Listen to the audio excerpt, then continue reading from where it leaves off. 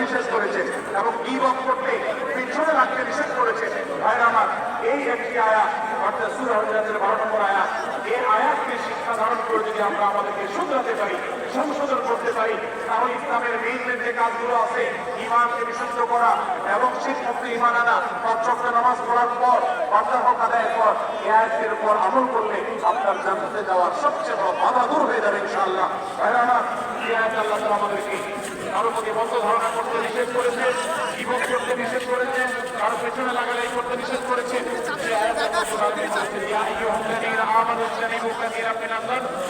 এই ইমানদারেরা, এই মুসলমানরা, তোমরা কারোর প্রতি ধারণা, মন্দ ধারণা তোমরা করো না, এটা থেকে বিরত থাকো। অনেক ধারণা অর্থাৎ মন্দ ধারণা, এটা গুনাহ, এটা থেকে বিরত থাকো।